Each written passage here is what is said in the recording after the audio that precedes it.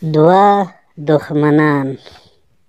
یوه ورځ چې کله مرغۍ له ونې درختې والوته او خپلو بچو ته یې په خوله کې غنم دانه راوړله، مرغۍ د پټي پر پوله کښېنسته چې ګوري دوه دښمنان یې ولیدل چې د دې آل او مال لوټي او ځپي.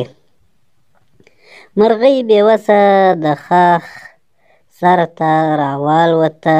یو دښمن یې انسان و چې ونې ته له یوې خوا راختو، بل دښمن یې مار و چې ونې ته له دا بل طرفه راختو. دوی نه سره لیدل. مرغۍ که هر څومره سوې نارې وهلې، خو یوه دښمن یې هم فریاد نه اورېدو. د قدرت کارونه دي. د مرغۍ په زړه کې اور توی شو چې کله مار د مرغۍ ځالې ته ور دننه شو او مرغۍ د بچو سوې چیغې واورېدې. خو انسان چې کله د شاخ یوه طرف ته پورې وهلو، انسان چې کله د ونې شاخ یوه طرف ته ټېل وهلو، د مرغۍ چوڼهار و. مرغۍ یې په سر تاوېده راتاوېده. کله چې انسان لاس د مرغۍ ځالې ته ور دننه کړو، دا وخت مار د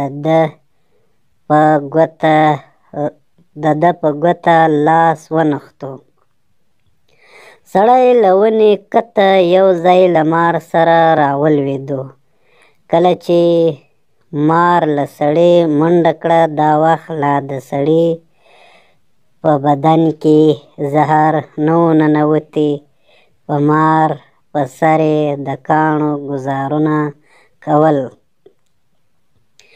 چې مار یې کله ووژلو، لږ ساعت وروسته دغه انسان هم ساه ورکړه او مرغۍ چې ځالې ته ننوته، ټول بچي